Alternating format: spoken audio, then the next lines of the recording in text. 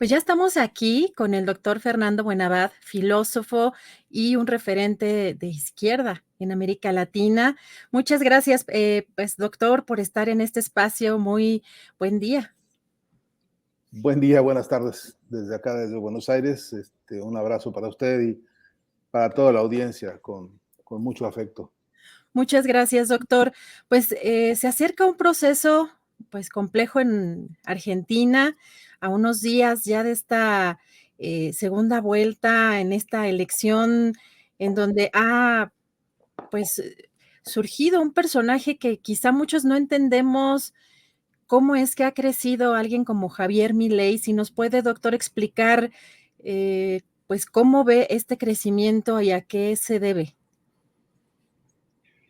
Pues es una tarea complicada esa porque hay una multiplicidad de factores, ¿no? que creo que ayudarían a explicarlo. Yo no sé si yo puedo explicar en toda su amplitud este fenómeno y sé lo que digo cuando uso la palabra fenómeno.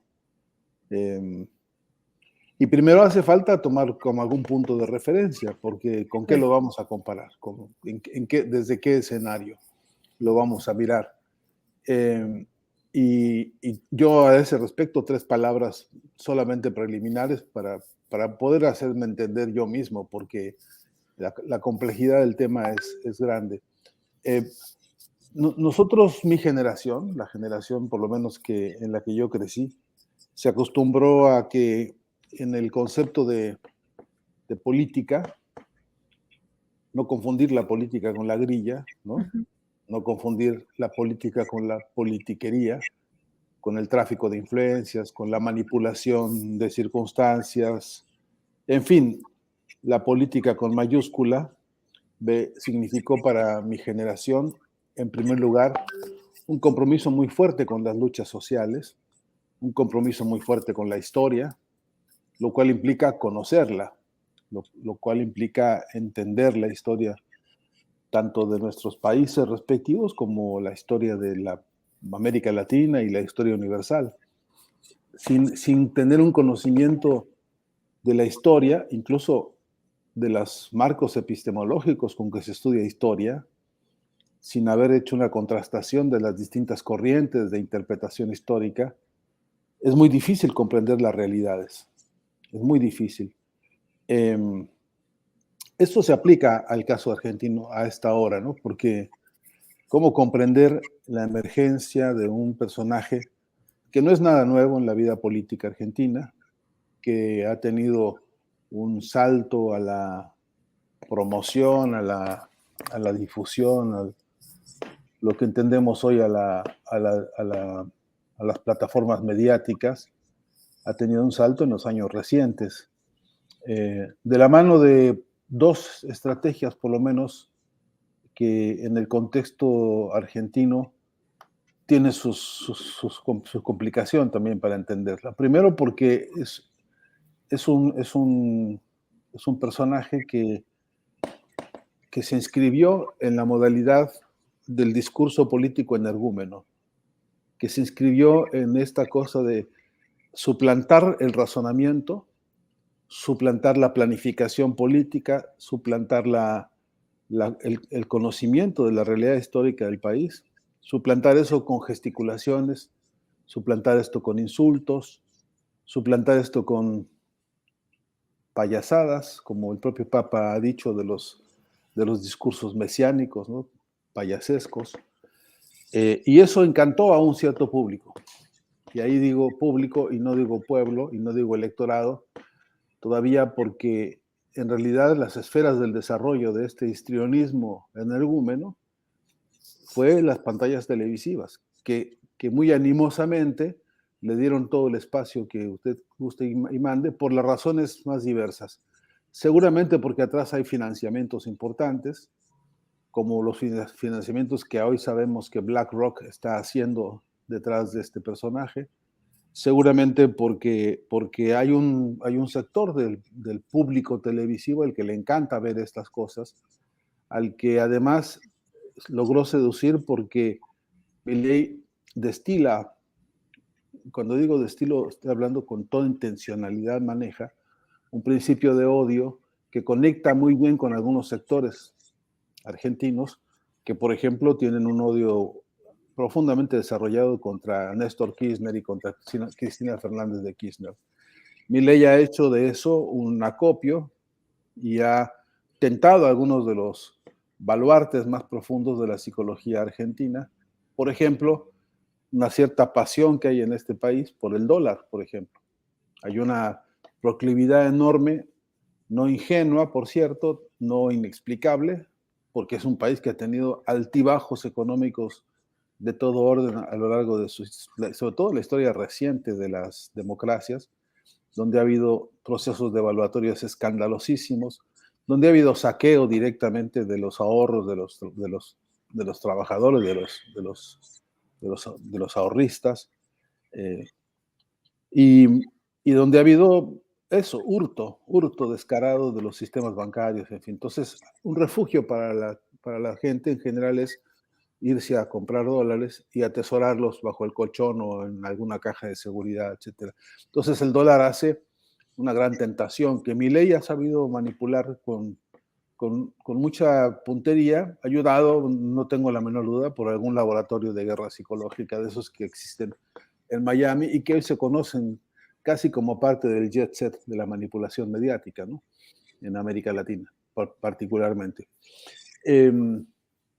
A esto hay que agregarle que el gobierno del actual presidente, Alberto Fernández, hereda del anterior presidente Mauricio Macri una situación verdaderamente deleznable, compleja, que no hay que perder de vista para explicarnos muchas cosas de las que pasan hoy en Argentina, y es un endeudamiento verdaderamente irresponsable y monstruoso con el Fondo Monetario Internacional.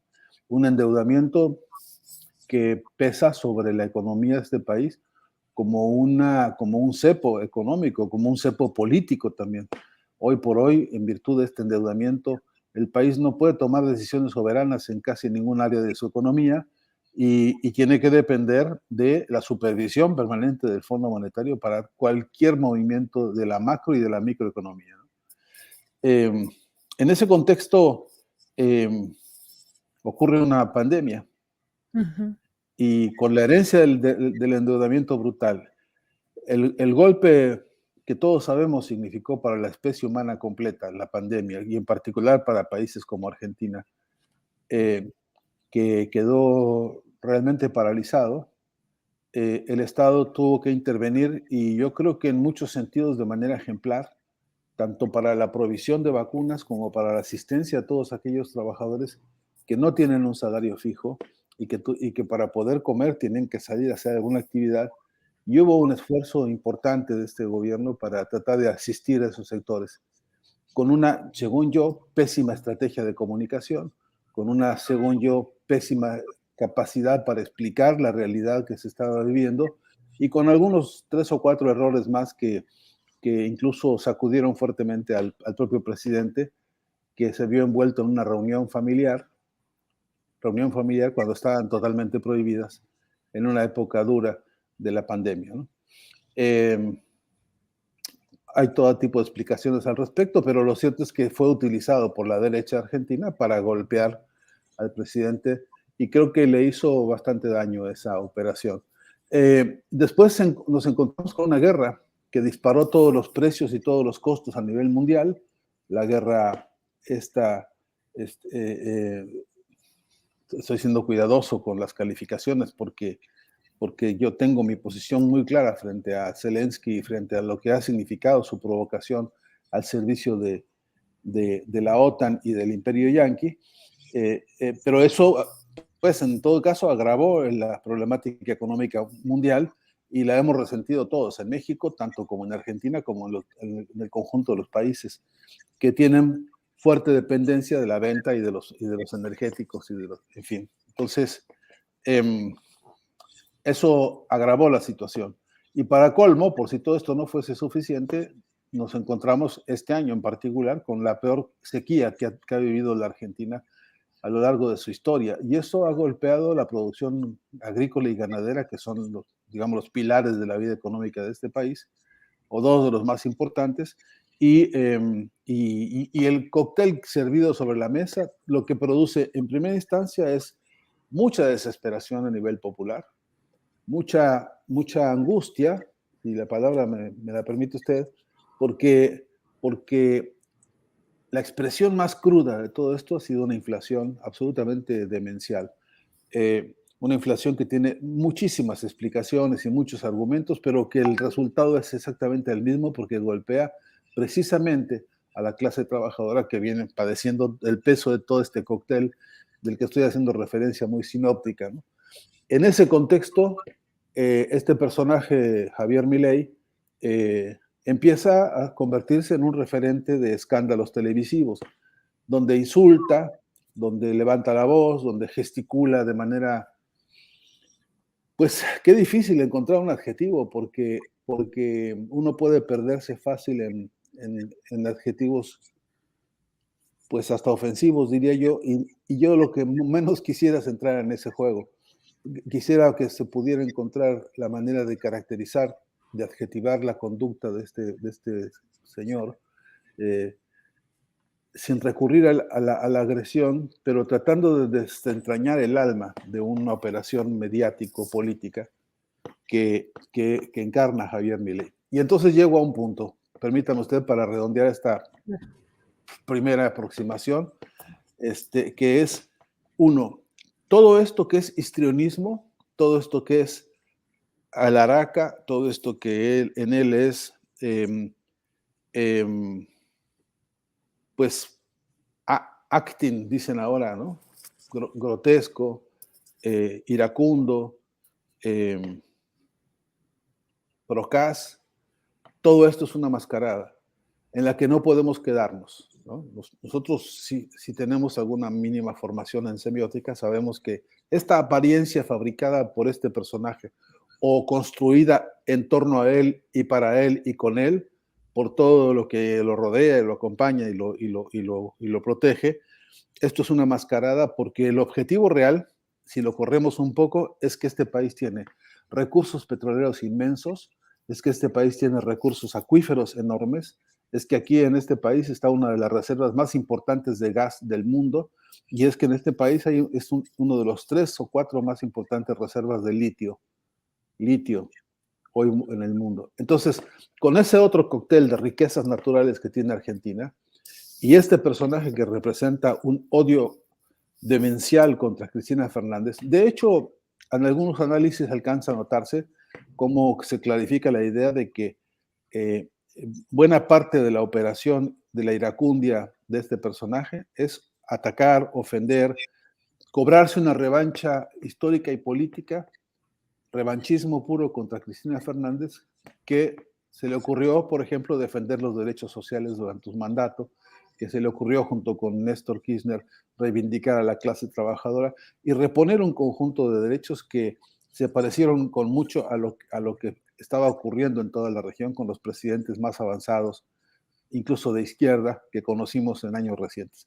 Eso la derecha argentina no se lo va a perdonar nunca, y un personaje como Milei viene a cobrarse en buena medida esas deudas, justamente con la ecuación del odio. Pero con todo y todo, esto es una mascarada, porque lo que está de fondo es que vienen por el petróleo, por el litio, por el gas y por el agua, recurso por el cual ya sabemos en las próximas décadas el mundo entrará en múltiples conflictos, ¿no? Así que, de cara a esto, las otras debilidades por parte del gobierno de Alberto Fernández, un gobierno que se ha caracterizado por ser tibio, aunque yo discutiría todavía eso con algunos, lo que sí se caracteriza es por una pésima estrategia de comunicación de su gestión, y yo creo que eso ha sido una colaboración directa o indirecta con este personaje, Milei, en medio de, repito, de un endeudamiento brutal y una inflación terrible. Así que sí, que hay gente, hay personas en el electorado argentino que están hartas, que están desesperadas, que no encuentran salida al problema de la inflación, que se ven atrapadas en una disputa entre los que endeudaron al país y ahora resulta que son salvadores del país, como Milei, asociado ahora con Macri, que eso ya llega a las, al, al, pues al descaro más absoluto de cómo están aliándose las derechas y las ultraderechas. Y por otro lado, repito, una propuesta de gobierno que eh, pretende recuperar lo mejor del peronismo, que quiere tener una capacidad superadora de algunos atrasos o taras o, o ineficacias de ese peronismo, pero que está remando contra la corriente en más de un sentido, porque además se trata de los candidatos que al mismo tiempo son gobierno. Entonces, ese es el cóctel duro. Y dicen ahora algunas encuestas, yo tiendo a ser muy escéptico con las encuestas, porque ya hemos visto desastres espantosos con aquellos que horas antes de una elección juraban y perjuraban conocer resultados que después fueron otra cosa totalmente. Pero todo caso, lo que ellos dicen es que hoy por hoy hay un empate técnico y eso de suyo ya es un horror para la historia de Argentina. Híjole, doctor, creo que hay un tema central y quisiera también enfocarme un poco en esto que menciona sobre la comunicación y vernos también en México como un espejo, quizá no en estos momentos, pero pues vemos también que aquí en México pues de alguna manera está avanzando, si no con pasos firmes, pero sí está avanzando con una presencia pues cada vez más importante la ultraderecha. Pero en este caso del personaje Milei, porque es importante también, como son personajes públicos, conocer incluso la salud mental, y yo se lo quiero plantear de esta manera, porque hemos visto evidentemente con las redes sociales, pues una de las ventajas, si bien hay mucha manipulación también, no solamente en la parte de los medios tradicionales, sino también en las redes sociales, pero nos llegan de pronto algunos videos en donde más allá de lo que menciona de esta ira, de cierto histrionismo, eh, quizá de pronto también pareciera que pues hay quizá un tema también de salud mental que pueda estar agravando o incluso pues un discurso tan radical de un personaje de esta naturaleza y preguntarles, o sea, si realmente es histrionismo, porque también vemos acá en México personajes que están muy abocados a hacer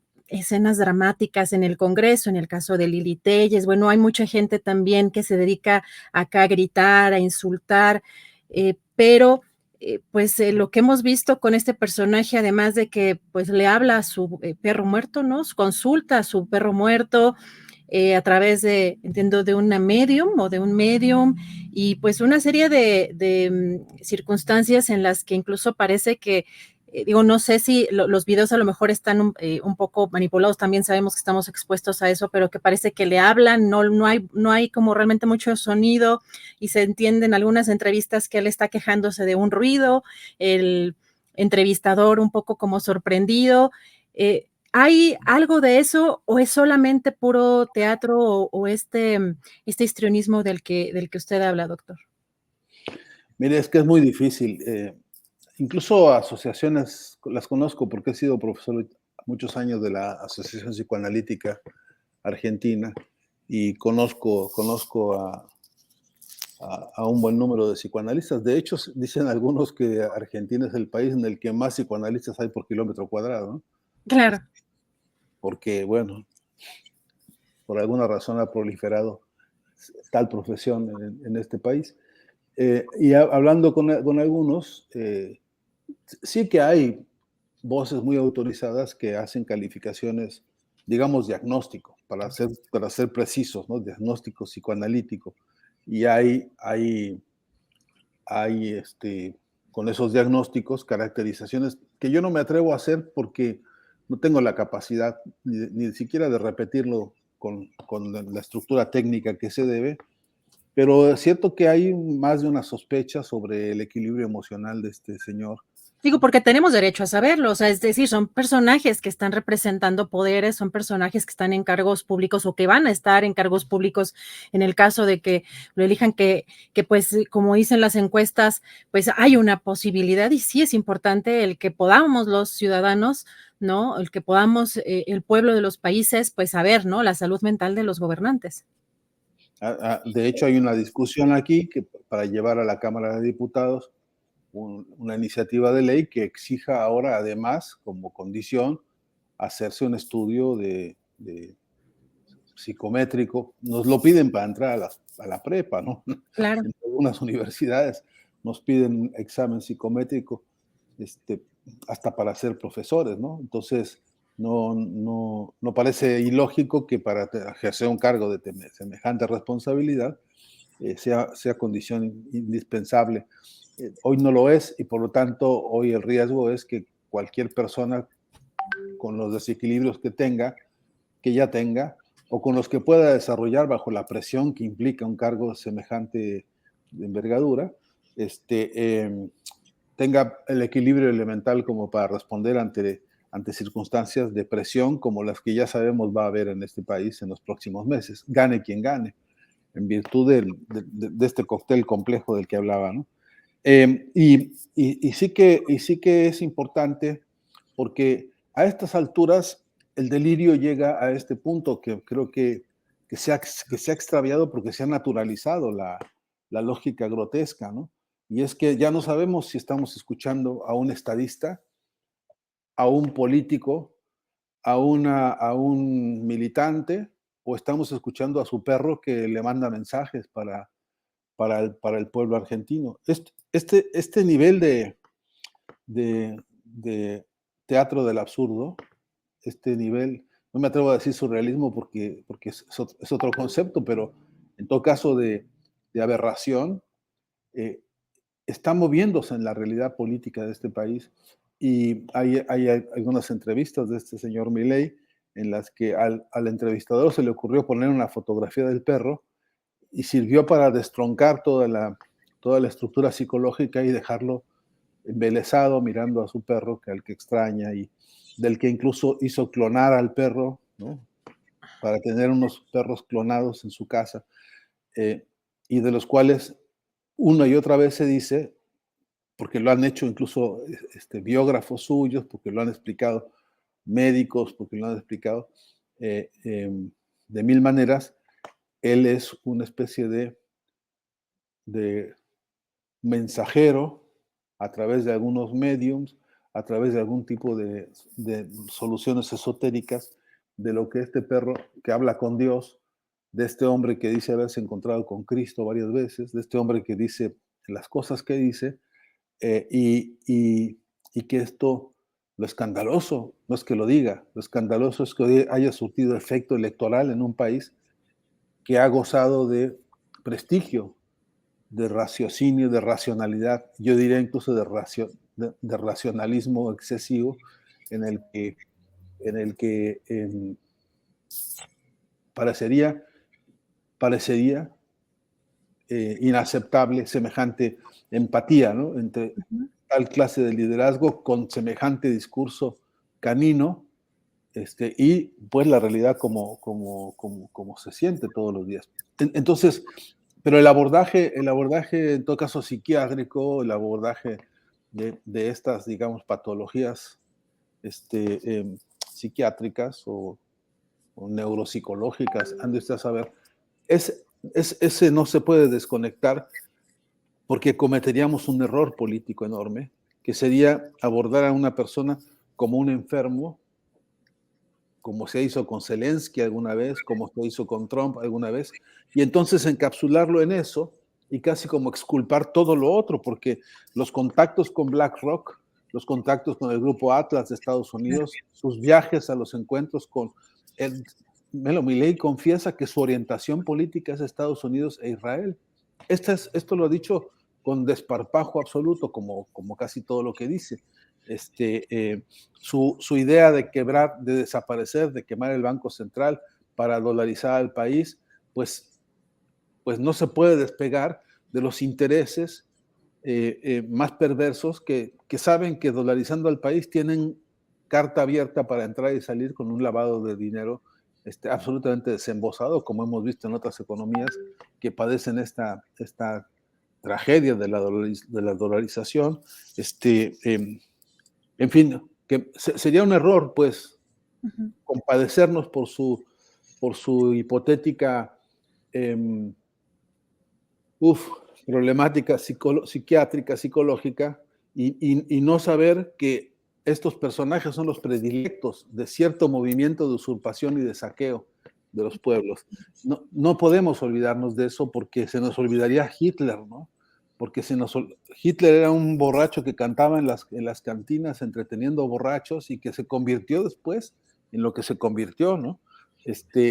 Zelensky es para nuestro tiempo verdaderamente un desafío enorme a la lógica y al análisis político. Y así encadena, la señora Gálvez, por ejemplo, es un ejemplo de esta conducta circense que embeleza a algunos sectores que ven en ella y ven en eso una posibilidad de sobreponerse a la carencia de ideas, a la miseria conceptual y a la miseria intelectual que tienen, haciendo payasadas que complacen.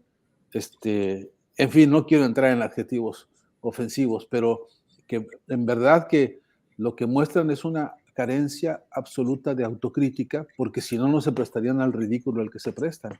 Si hubiese un mínimo marco de pudor, y me estoy excediendo con esto, pero es que los hemos visto, ¿no?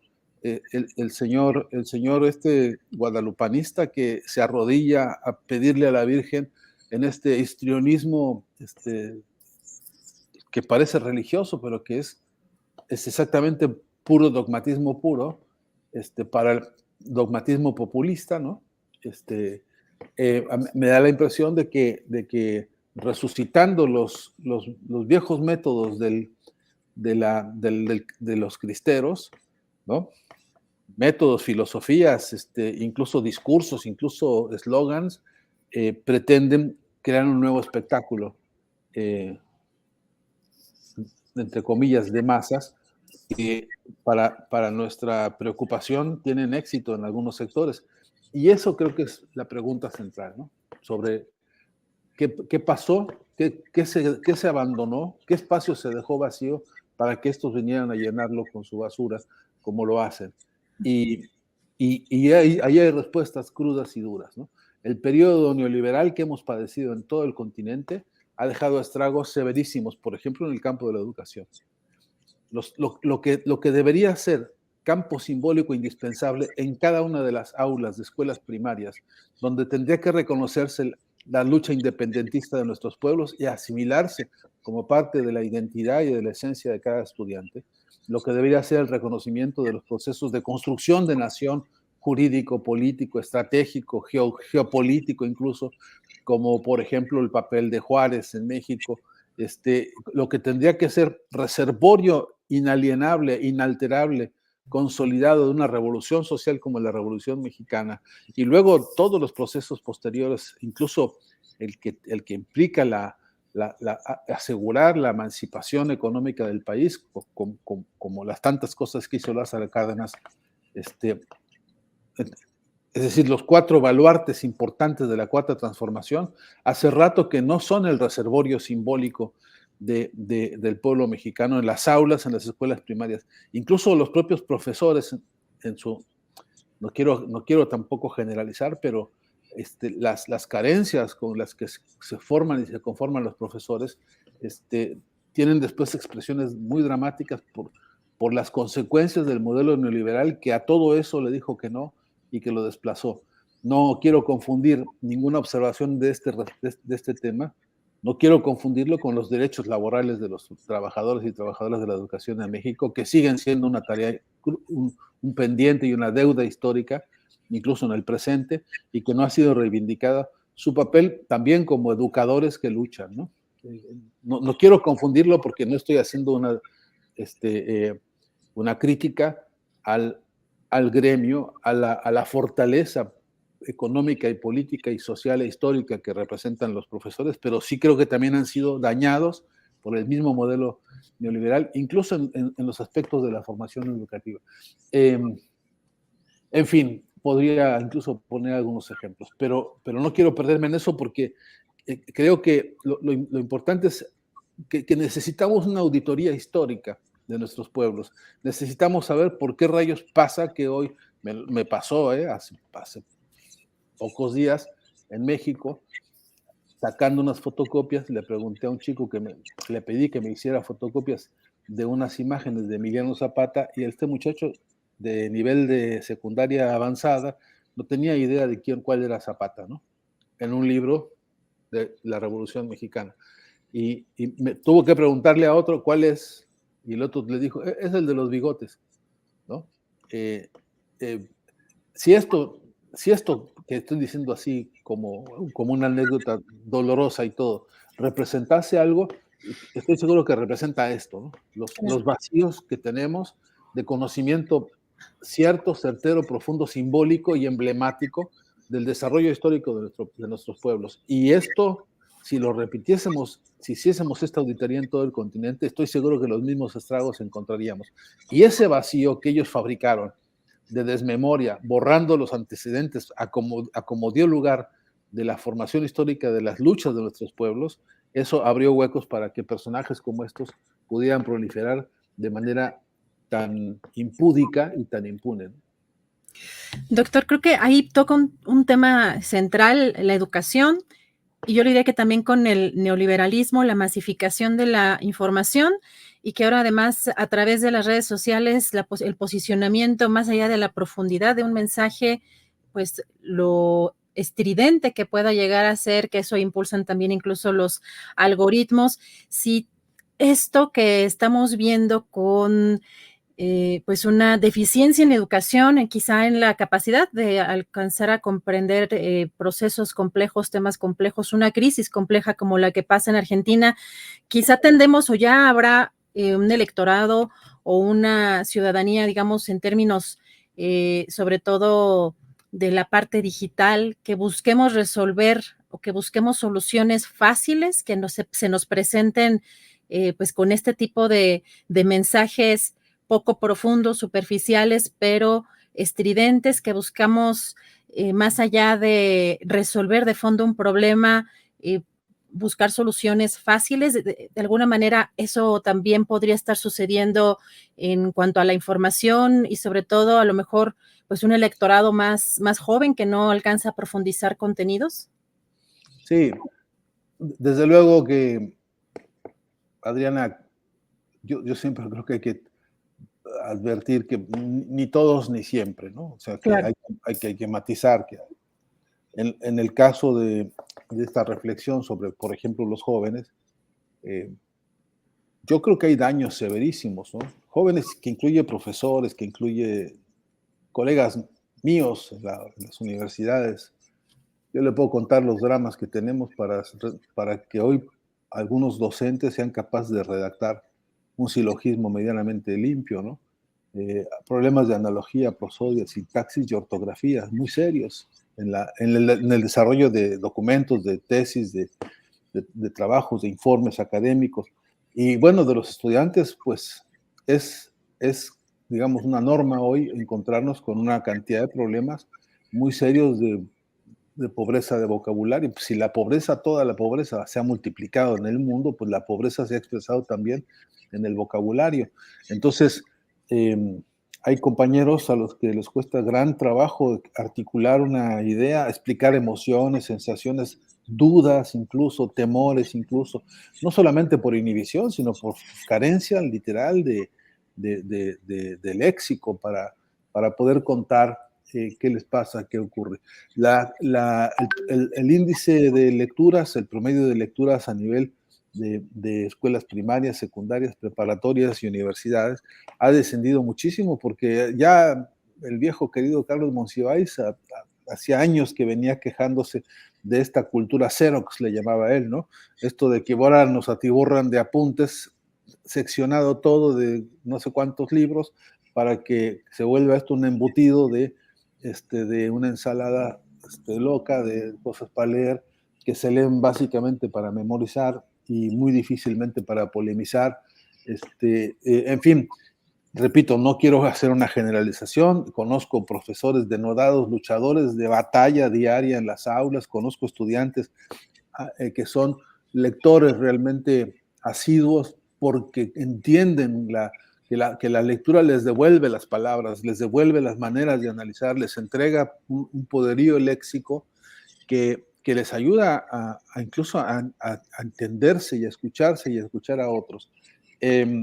pero eso se ha ido perdiendo muchísimo. Yo no quiero entrar en este callejón de la amargura de que todo es desolación y todo es abandono. No lo creo, porque por otro lado, incluso con las redes sociales que usted señala, incluso con estas herramientas, hemos visto fenómenos de construcción de conciencia y de avance, de revolución de conciencia, que no habíamos visto ni conocido en otras generaciones. De modo que, pero sí estoy convencido de que el desarrollo de los monopolios mediáticos no cambió un milímetro en los 40, 50 años recientes. Desde el año 80 que el informe McBride hizo un estudio sobre los problemas mundiales de la comunicación, ese informe McBride, que es el primer informe oficial de la UNESCO, que se publica y se publica como documento oficial, si lo tomásemos como referencia, de entonces para acá, el problema de la concentración monopólica no se movió un milímetro, no se restringió un milímetro, sino que se expandió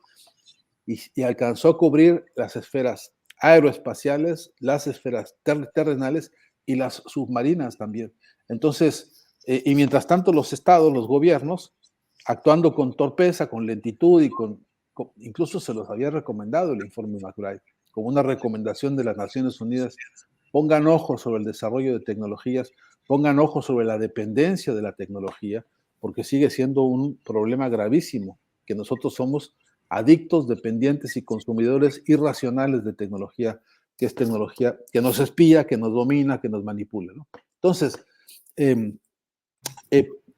hay un desarrollo desigual y combinado en esto, ¿no? Hay un desarrollo de algunas conciencias y algunas fuerzas críticas que operan sobre los distintos escenarios de la educación, sobre los escenarios de la investigación científica, sobre los escenarios de las luchas, ¿no? Campesinas, obreras, estudiantiles, en fin, con un grado de conciencia y con un grado de información y con un potencial de comunicación enorme hoy, comparado con otros tiempos. Sin embargo, es insuficiente. Adriana, el gran problema es que es insuficiente. Y yo creo que la insuficiencia mayor, si usted me permite una audacia así de estas horas del mediodía, una audacia grande, diría que el gran problema de aún teniendo estos recursos, nuestro problema es que estamos tan profundamente desorganizados, que estamos tan profundamente inconexos con otros muchos que están pensando lo mismo que nosotros y que nos ha derrotado.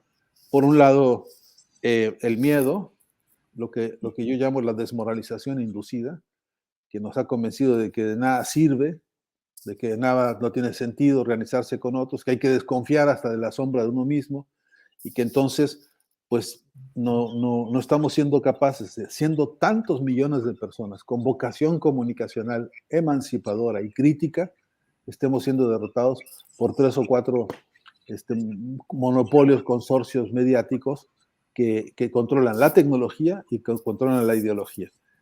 Esa batalla la venimos perdiendo y bueno, para volver a si usted me permite repetir, no se trata de lo que yo digo, esto constituye una de nuestras más grandes debilidades políticas, el no tener capacidad de comunicar ni las ideas, ni los proyectos, ni la fuerza organizada que podríamos tener en una comunidad comunicacional organizada. Gracias, doctor. Pues agradecerle la oportunidad de platicar con usted el día de hoy y pues preguntarle finalmente para cerrar sobre este proceso en Argentina y todo este marco amplio que creo que es sumamente relevante en términos informativos, en términos de educación, en términos de cómo mensajes pues de un personaje con estas características como Javier Milei pues está peleando por la presidencia de Argentina. ¿Qué mensaje, pues, tanto a los mexicanos, que quizá ahorita no estamos en ese riesgo inminente, pero pues vernos un poco en el espejo de los personajes que se están cultivando también en nuestro país y pues también el mensaje para los argentinos que quizá también todavía hay un porcentaje, digo, si no recuerdo mal, había creo que un 10% todavía de pues indecisos que pues no se identifican con uno ni con otro y que también un poco una voto de castigo para el peronismo después de tanto, digamos, tanto tiempo con estas crisis tan complejas. ¿Cómo con qué mensaje cerraría, doctor? Pues me,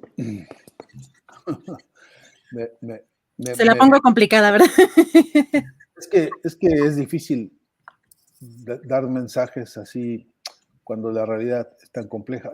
Además, les recuerdo que yo soy mexicano, así que mis opiniones sobre este país tienen la cautela siempre de no aparecer como uno inmiscuyéndose en territorios en los que no tiene derecho a meterse, ¿no?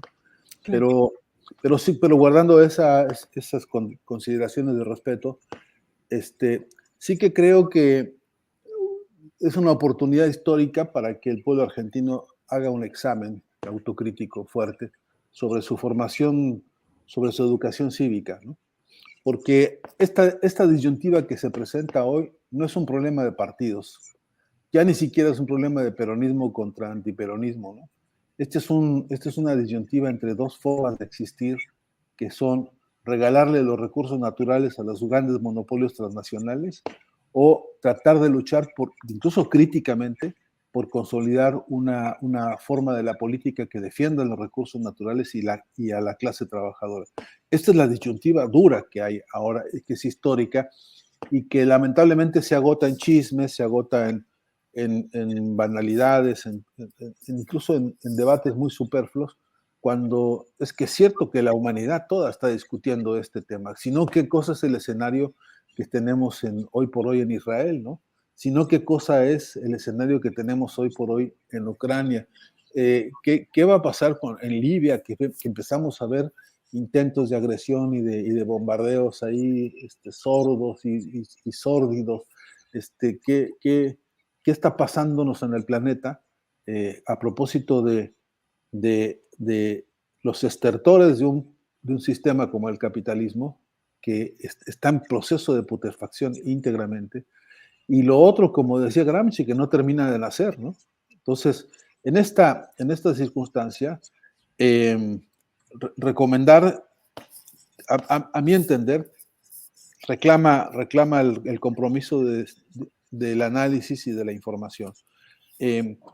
Hoy por hoy, los proyectos monopólicos transnacionales están haciendo lo que se nos ocurra para quedarse con los recursos naturales del planeta y para esclavizar la mano de obra, para llevarnos a una situación de hambruna y de miseria salarial potenciada al máximo. Ese es el sueño de las intenciones imperiales que hoy rondan en el mundo. Este es el debate, ¿no? Histórico que tenemos, que nos dejó la Segunda Guerra Mundial sobre la mesa, si es, si es que gestamos una etapa de grandes, importantes revoluciones humanistas, de revoluciones científicas, de democratización de las propias revoluciones en el campo de las artes, de las ciencias, de la investigación académica, en fin, o nos estacionamos en el viejo rancio modelo decadente que es el capitalismo hoy, ¿no? Esta es la gran discusión. Necesitamos educación cívica para entender que pase lo que pase, hoy no debería haber debate, no debería haber posibilidad de que personajes como Milei, porque lo que propone es horroroso, porque lo que propone es macabro, porque lo que está proponiendo es entrar a partir del 10 de diciembre, 11 de diciembre, en una dinámica de destrucción del país que, que no se puede tolerar. Y aunque Massa no le gusta mucho a un porcentaje de los electores, perdón, lo que tendría que hacer es votar críticamente, incluso hasta para seguir discutiendo este proyecto, garantizar que hubiera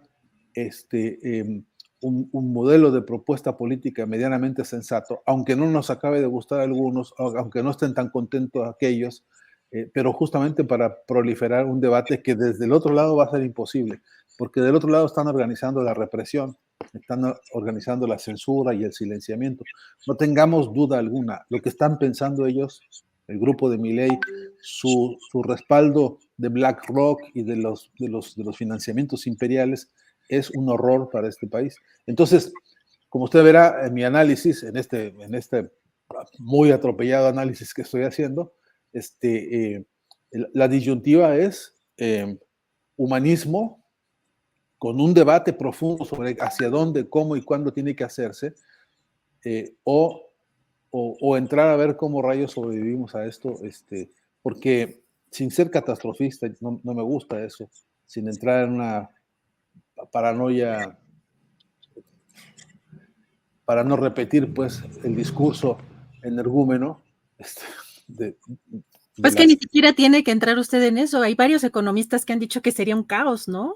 Sí, hoy mismo se publicó un documento de más de 100 economistas del mundo diciendo esto es un horror, esto es una de gravedad absoluta.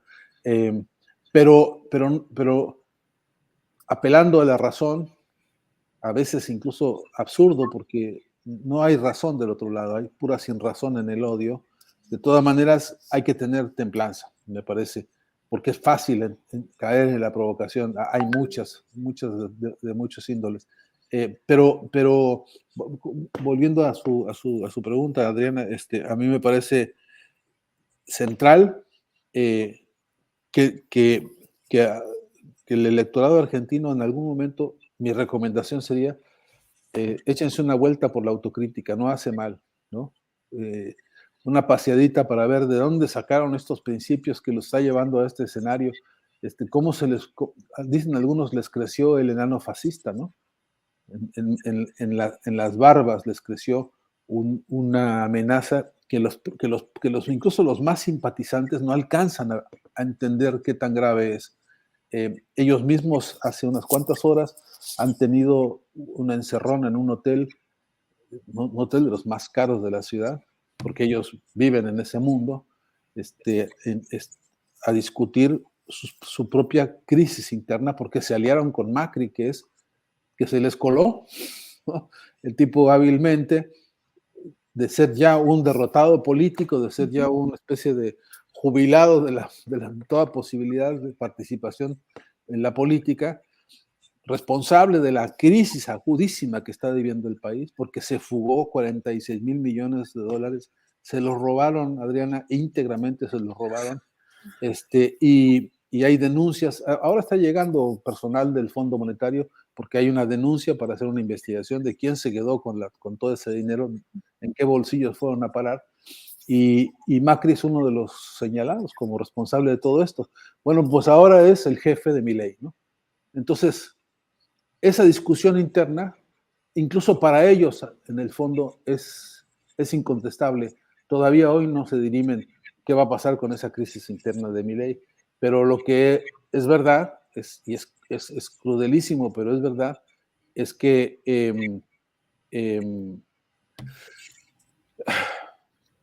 tarde o temprano, en las encuestas que se muestran, hay un sector grande de la población que no entiende razones, que lo único que entiende es que a través de estos se expresa odio contra Cristina Fernández, odio contra el kirchnerismo, odio contra la Cámpora, que es una organización política nacida del kirchnerismo, y esa necesidad de insultar, de odiar y de no se convirtió en ese sector en una organización política dura, con argumentación, con debate, con contienda democrática, sino en puro rencor y en pura rencilla. Eso es lo peligroso, porque por más que hay que ser cautelosos y no acudir fácilmente a enunciados como de que esto es un brote nazifascista o neonazifascista. Por cierto que el otro día escuché a un psicoanalista muy serio decir, pues mira, si tiene 4 patas, mueve la cola, para las orejas, es un perro, ¿no? Entonces, si tiene tantos elementos tan parecidos a los que ocurrieron en el desarrollo histórico del nazifascismo, pues echemos las barbas a remojo porque estamos viendo, preguntaba este compañero, ¿estamos viendo el pasado o estamos viendo el futuro de América Latina, ¿no? Porque ya dictadores histriónicos tuvimos, no se nos olvide Porfirio Díaz, ¿no?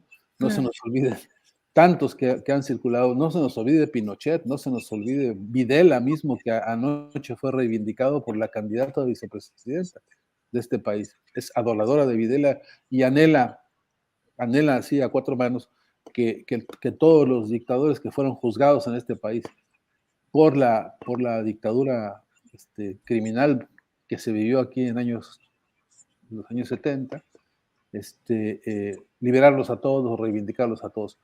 De ese calibre es la amenaza. Y vamos a ver.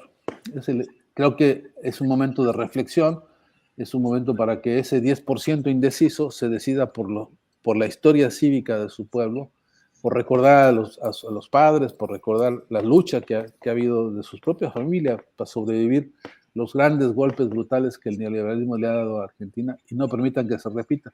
Pero también creo que dentro del propio movimiento de Milei hay sectores muy desiguales, ¿no? Y yo creo que hay un sector adentro que a estas horas, con la presencia de Macri y con el debate que tienen ahí, también está desencantado y de ser así, el margen de posibilidades de que gane Sergio Massa crece en la medida en que sea necesario para un momento electoral en el que gane un voto de más, ese gana, ¿no? Híjole, doctor, pues estaremos muy pendientes del proceso que ya es a unos días.